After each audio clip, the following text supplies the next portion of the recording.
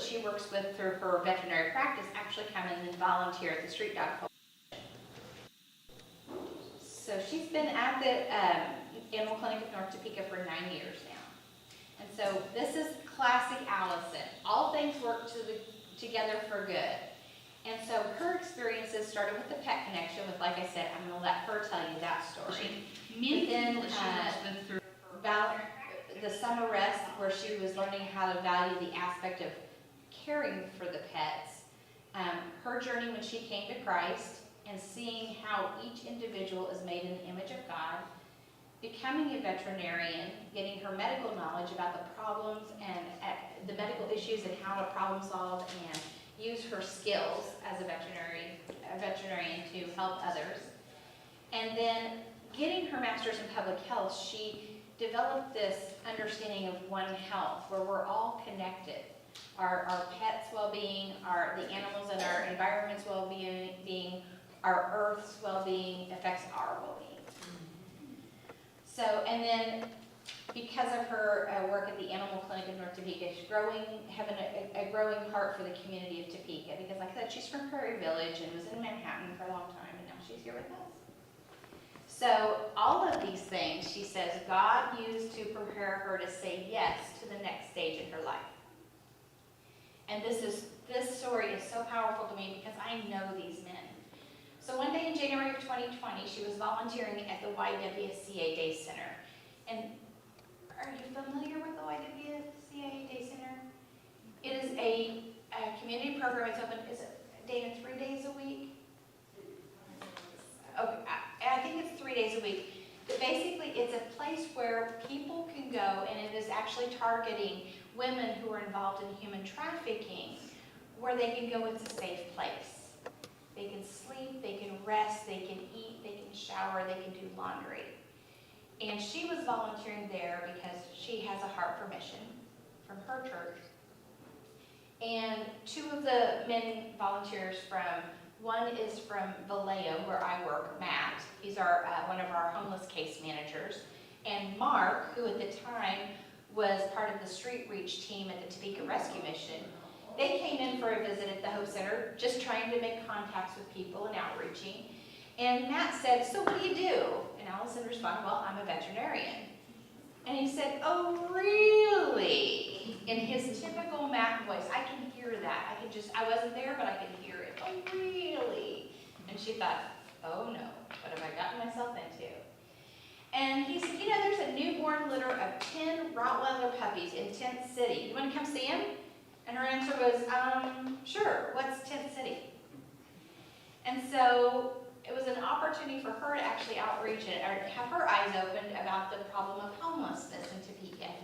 And you may be familiar that there used to be a community of tents. Actually, there were multiple little communities of tents behind the rescue mission where people were living. And so she went and she met these 10 puppies.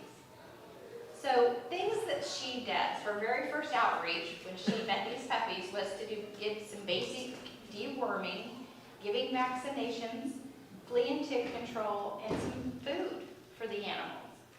And that day she saw 9 dogs, 1 cat, and 10 puppies, just by visiting Tent City. And she had never been in a homeless camp before, and she said it just changed her. And so she kept seeing how many people were affected by this, and how many people who were in homelessness had animals, and how important those animals were. So when she went back to her veterinary clinic and said, I'd really like to do something about this, her bosses at the clinic were very generous and supportive, and then they started once you start the puppy vaccination series, what do you need to do? You got to continue, you got to finish them. So they have been helping her with the partnership. And so she continues to get encouragement from others and figuring out what to do next. So Bob and I had breakfast with her about a year ago, I think. And because I'd heard about her through Vallejo, and I was so touched by what she was doing. And I said, I want to fundraise for you. I want to do this. I want to do that. She went, whoa, hold your roll. This is a God project, and it's in His timing. So we need to be very prayerful and very intentional about what happens next. thought I wanted her to come talk to Trinity, because we've had some amazing speakers who've been able to share their mission and vision and the impact they're having, and she's one of those people. So, things that they need. So I brought in some examples. These are all old harnesses that I had at my house from dogs that we don't have anymore. So I ran them through the washer, and I'm ready to donate them to Allison. The things they need are things like large harnesses for like the pit bull size. It's amazing how many homeless pit bulls there are out there, or the Rottweilers. And so they need those, but they also need like tiny little collars for the puppies to help kind of collect them and restrain them and be able to identify them. And to be able to put their little rabies vaccine tag on them once they get their vaccine. So she kind of went through that whole thing about, wow, is when COVID hit, because January of 2020 is when this started. 2 months later, COVID. And she's like, gosh, is this even worth continuing? But they went out, they did February, and right at this time this was starting, we do in Topeka every January what's called a point-in-time count. Why on earth we pick January, the coldest month in Kansas usually, and it is always the coldest day of January when this count happens just by luck. They go out and try to do a head count, a physical head count of all the people who are homeless in our community. And they kind of know the places to go. And so the point in time count has been, as you see, has kind of been trending up and then down. Locally in 2022, in 2015 we had 403 homeless persons, and I believe that included the ones who were staying at the mission at the time. In 2022, we have 365 people, down a little bit, but the mission has already also downsized their capacity quite a bit. So frankly, there are more unsheltered homeless in Topeka probably now than there were in 2015.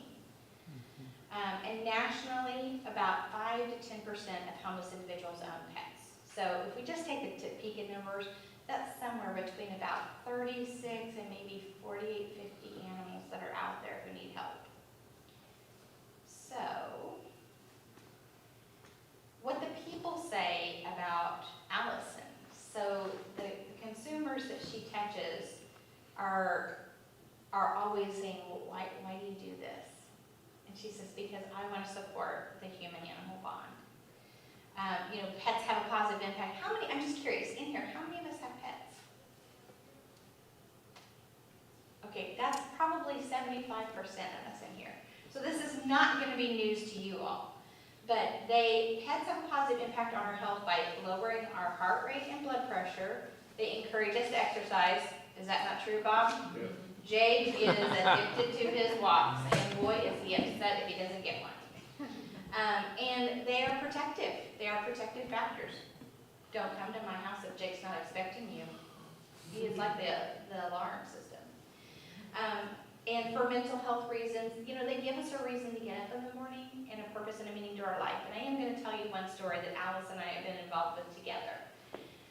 They reduce our stress, anxiety, and reduce depression.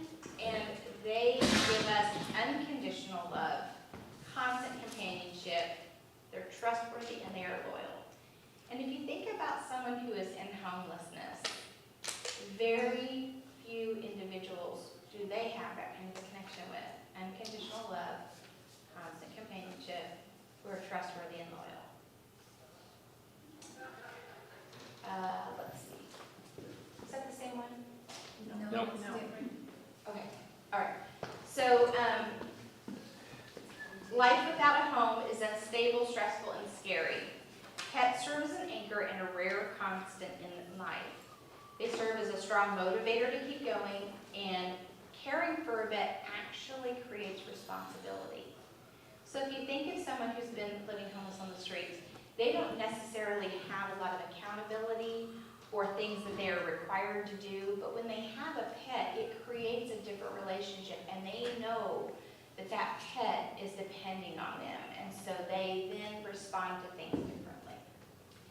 So people living on the streets are isolated and often rejected by family. Their pets offer companionship, protection, help them navigate dangerous places, and give them purpose. We're committed to protecting the human-animal bond and caring for the lives on both ends of the leash. And that is the mission of the Street Dog Coalition, is that they care for and love the lives of both ends of the leash. So the other reason why she does this is that One Health approach when she does her outreach, to prevent those diseases in the animals that could possibly be harmful to the humans or transmitted to other animals. That's a very important part too, because oftentimes homeless pets will be in communities, if you will. Okay, and so the other reason she does this is supporting the work of the caseworkers that she works with, like Matt and Mark, and now Haley and Haley. I think we have two Haleys, one from the mission and one from Vallejo.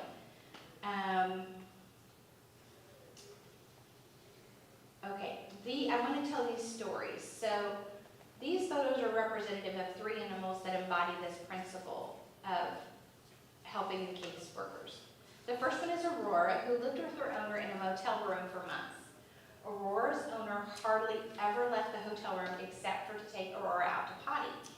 And the single room was definitely enough space for a young, energetic pit bull. Within 2 weeks of seeing this team in outreach, Kelly from Vallejo got her into a home with a yard for Aurora, and they're still housed now. The photo on the far right represents Ladybug. Her owner knew that Ladybug was very ill, but she didn't have any resources to take care of her. The family was also living in a motel room and heard about this program that helps homeless people's pets, so she gave the number a call. And Allison says, by God's grace, we were able to visit them that same week and euthanized Ladybug in their hotel room. It was a very sad reason to meet somebody, but God was in it. Because of that connection, we've been able to build a relationship, return to get other pets vaccinated at that hotel, and also get them signed up with Vallejo, and this family just moved into their apartment the 1st of this month. And finally, there's Abby the Chihuahua. Her owner is a tough guy who's lived along the river for quite some time.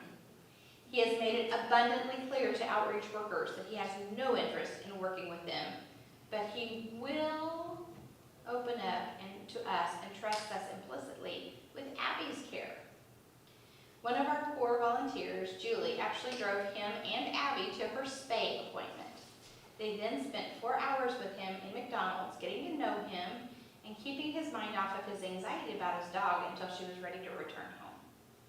It can take up to 70 positive touches for someone to trust and accept help from outreach workers.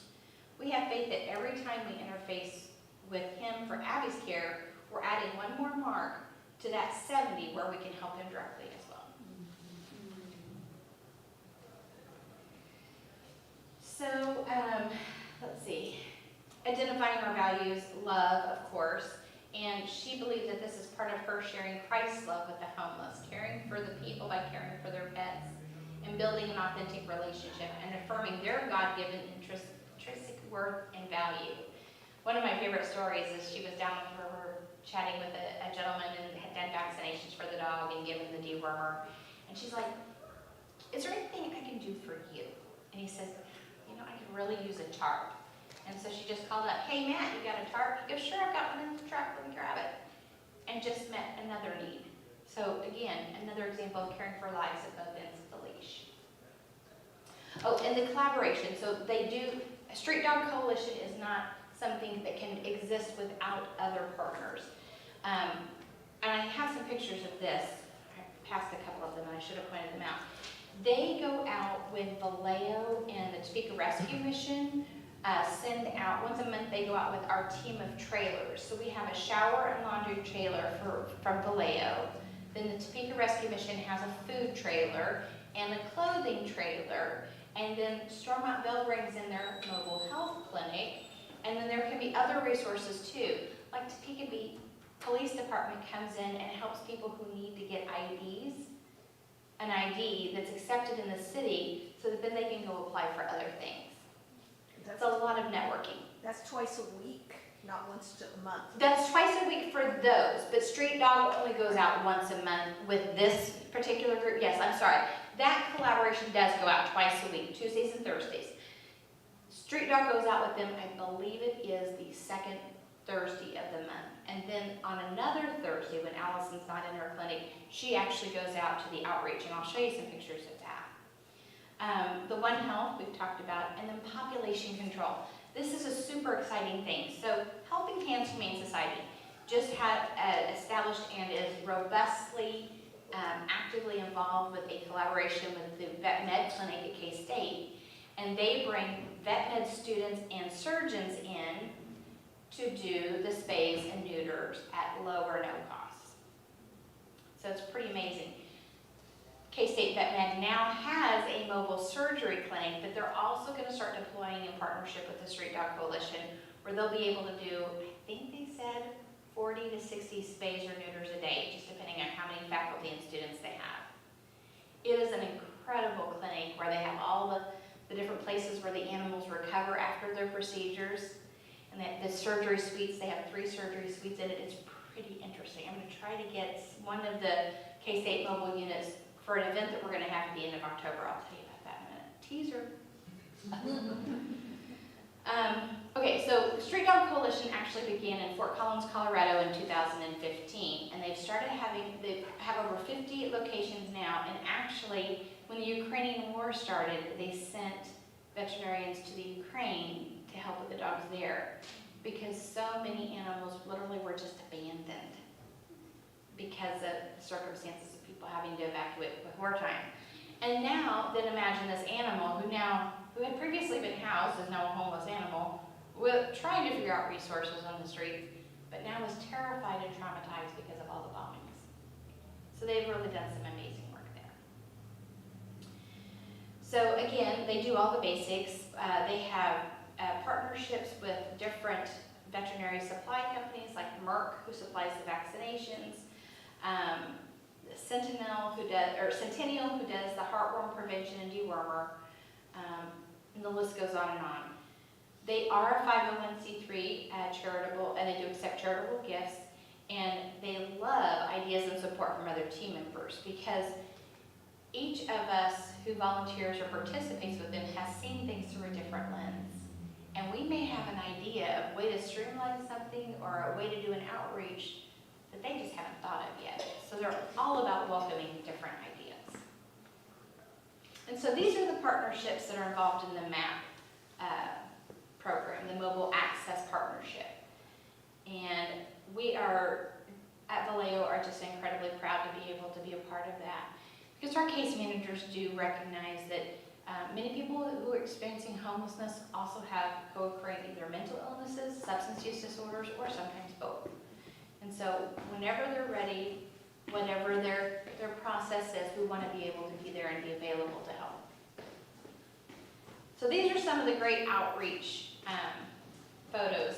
On the left is Dr. Crow and 2 of her assistants. Oh, one of them is a member of the outreach team at the Topeka Rescue Mission, and that is their all-terrain vehicle that they go out in. It is the coolest thing. That's how they get down to some of the places where the homeless pets are. And then on the right is the picture of the police van that was converted from an old ambulance to help do the mobile outreach, to do the IDs and other things, conversations that you might need to have with the police officer, discuss maybe whether you need to file a police report over an incident that you've experienced, but to also give police a different view from the homeless person, because so often they see them as punitive and controlling and wanting to arrest them, or they feel like they have a history of them being very mean and aggressive. And the mobile outreach and the crisis intervention team police officers and our crisis co-responder from Vallejo all have a very different approach about reaching out to someone who's experiencing a mental health crisis. So they are still learning how to do their own style. So you see them with our shower trailer on the left, but the Wellness on Wheels, or WOW as they call it at K-State, is actually a mobile health clinic for well pet visits. They can do some minor procedures, They have mobile digital x-ray. I'm pretty impressed by this place. They do have 2 anesthesia units on it if they have to do something emergently. But their goal is actually to teach the vet med students about how to do community veterinary medicine because there is such a need. They're kind of fostering that giving and that giving back mentality even in their school rotations. And so they're trying to learn how to individualize the services for that person in need at both ends of the leash, both of the lives. So I'm going to tell you some stories about some dogs. I'm going to save Bonzo for just a minute.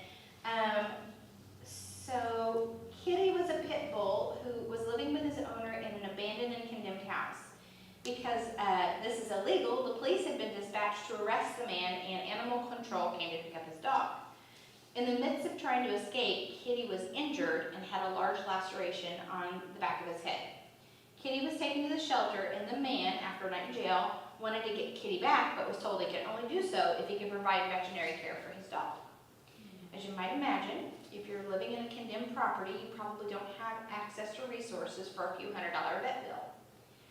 I'm not sure what this abbreviation is, but Dr. Crow was contacted, and because the man was homeless, we were able to accept his dog and get him healed up and returned to his owner the next day. The other thing about the criteria for care is imminent risk of homelessness. And so, there are people who are housed, but they're very precariously housed, that are also part of the Street Dog Coalition. And I would like to share a story about one of those individuals. So this is the beginning story from Dr. Crow, because I have the privilege of knowing the second part of this story. So Bonzo is a rat terrier who came in with his owner, and she uses his name, so I'm assuming she has permission, or had permission, Victor, for vaccinations. Victor is blind and trained Bonzo to be his seeing eye dog on his own. The little rat terrier dog, I am not kidding you, that dog took him everywhere. And he had been working with Vallejo Victor had been working with Vallejo for quite a while and finally had been housed, but Bonzo needed vaccinations before they could move into the apartment. So they were able to help Victor out with that, and he was so overjoyed. He thanked us profusely and vowed the next time he brought Bonzo into the clinic, it would be as a regular paying customer because he would be successful and back on his feet.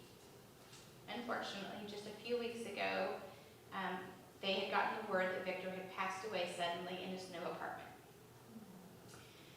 Not the happy ending that we were hoping for, but God always is working for good, and the current update is that Bonzo went to a new owner, who is also working with Vallejo to get back on his feet.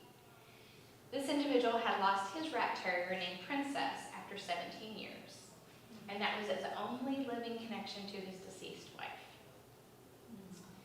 So the rest of the story is I knew Victor, and I was devastated when I had heard he had died. And the thing that isn't told in the story is that Bonzo had been in the apartment with him probably for several days before he was discovered. So Bonzo himself was a very traumatized little dog. Well, Victor always brought Bonzo into appointments when I saw him. And so I was also kind of bonded to this dog.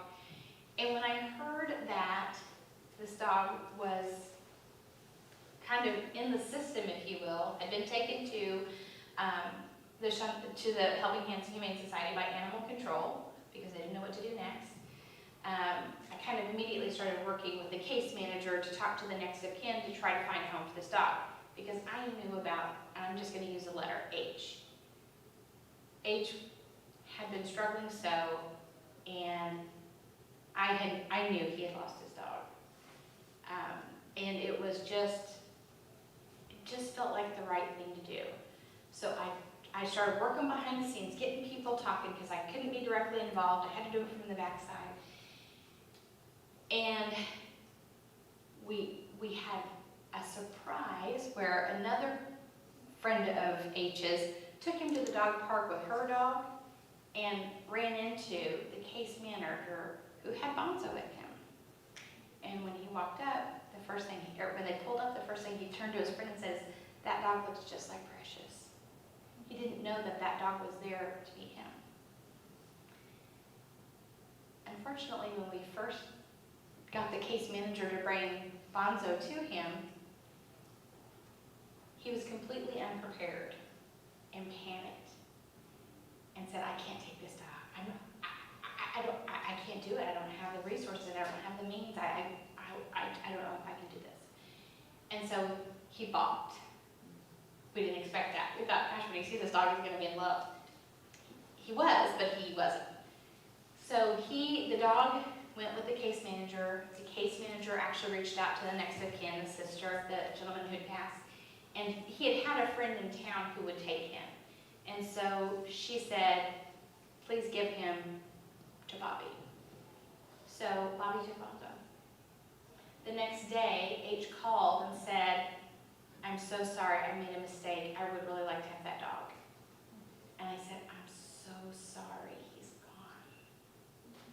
He's living with someone else now. And we all mourned. I was devastated. A week later, the case manager supervisor comes in, sits down in my office, and he says, I need to have a conversation with you about something. I thought, oh, he's going to tell me I didn't stay in my lane and I was interfering with stuff and I caused trouble. And he says, I just got a call from Bobby and he doesn't think he can keep this dog. It's just too much for him to have 2 dogs. Do you think that gentleman would still be interested in taking him? And so I said, I do. I think he would. And so I called him. I said, I'm not supposed to be in the middle of this, but I am now, so, and everybody knows it, so I'm just going to be very honest. I said to him, we have a second chance here. Bonzo needs a home. And he says, yes, I want to meet him again. I want this. So met him out of the park, and Bonzo immediately jumped in the chair right next to him. And he started talking. And before we knew it, Bonzo had stepped over that one chair into his lap. And then the next thing I knew, Bonzo turned around and looked at me, and I swear, that was a smile on that dog's face. And those two are so enmeshed and bonded now. He comes to almost every appointment at Vallejo, and if he's not with him, he's probably out in the truck if it's a cool day. So I've had the joy to see that work and know what a difference that has made in his life. He is a completely different human because of that dog. So clients have asked Allison, why are you here? Why are you doing this for me? Why do you even care about us? And she says again, because we care for both the lives at both ends of the leash. We love because he first loved us. It's a part of her Christian mission. So, Allison would tell you a lot more about how you can help Street Dog. And we are going to have the opportunity to hear from her again. And I will tell you about that in just one moment. But I want you to know, this is a quote from one of the patients. What do you want the general public to know about people who are experiencing homelessness? That's what Allison asked her. And she said, basically, just that we're people too. You know what I mean? Just because we're homeless doesn't mean that we're thieves, doesn't mean that we're dirty or filthy or we're on drugs. It doesn't mean that we're any of those things. It just means that we're having a hard time and we're struggling right now. So today, I am thrilled to tell you about what I think is a beautiful melding of a mission. The N word, and by that I mean the I-N word, for Christian education is to inspire. So we hope with our speakers this year and with our studies that we're going to be doing coming up, that you will be inspired. But now we're also we're intermingling, we're intersecting, we're at a crossroads with the Visioning Committee. So the Visioning Committee is going to be hosting a pet parade and costume contest and blessing of the animals of Trinity and our friends and our neighbors on October the 30th at 2 p.m. in the afternoon. So we are encouraging members of Trinity who love animals to come invite people. It's a really non-threatening way for people to get to know us here at Trinity. A lot of people are really intimidated and scared about just walking through the doors of a church if they don't know anybody. But this is a great opportunity for us to invite people to just kind of share in something that we all have in common, the love and the bond of animals. Now, I don't want to give away too many surprises about the pet parade, but I understand there may be some unusual pets that appear at the pet parade as well. You are welcome to dress up your animal, dress up with your animal. We are going to have some prizes we're going to be giving away. More information and rules to come, because all owners must be leashed to their, all owners must be leashed. The pets insist that the owners are leashed. So you'll hear more about it. There's something else I was going to say. Dr. Crow's going to be there, and she's actually going to be talking a little bit more about Street Dog then. Hopefully at that time we'll be able to also bring in give donations to her on that day of resources that maybe she can share with those when she's doing homeless outreach, like the harnesses or leashes.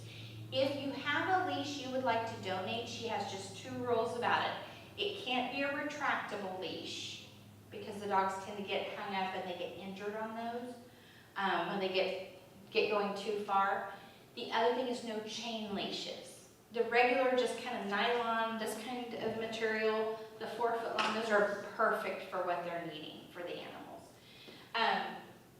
Funny story about Bonzo. So he went in for his vaccinations, his yearly vaccinations a couple months ago, and they went to try to do his nails because his nails had gotten crazy long. And they took Bonzo away from H and went to trim his nails in the clinic, and Bonzo bit the technician.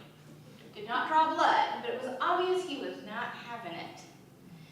And so what they decided is they would just have him come back every month when they were out, and they'd do a couple more toes and a couple more toes until he got used to it and comfortable with it. And last visit, they actually had her just hold him. They did muzzle him. Totally understand that one. But then they were able to do all of his toes. But because they had been so long, they're having to kind of gradually go back and trim and trim and trim. But what a gift to be able to see his little animal go back. And he himself, he had been coached to start playing with his feet more, so that when they do start, doing things with his feet, that it's not as foreign of a thing. And if you were terrified by things and somebody just went and touched you, that would be horrifying, and you would probably respond in a very aggressive, defensive way too. So it totally made sense. The other thing that we're going to do is Carmen Rains is going to do a blessing of the animals for us at this event. And so even if you cannot bring your animal, if that's not feasible to bring your horse to Trinity, I get it, but you can bring a photo of your animal, and we'd like for you to participate in the blessing of the animals with us. So, Dr. Crow is very open to answering any questions. If you're interested in volunteering, if you want to know more about the organization, it's a super easy email address. It's topeka@streetdogcoalition.org. And all of those communications go to her. So, the last thing, Visioning is asking, we're launching something special. And this is absolutely 100% stolen from First Presbyterian Church, because they did this last year. But I was so touched by it. Bob's involved with a men's Bible study group once a week, and he saw these prayers laying around over there and grabbed one. And so last year we started praying this prayer every day. And they actually at First Pres designated 4 p.m. as the prayer time. I don't think we have to be that restrictive, because we all live on different schedules. But my phone, the alarm on my phone is still set at 3:58, because that gives me a minute to run to the bathroom before 4 o'clock so I can pray. Because I always have to go. But I would ask you, pick a time that is a good time for you to pray.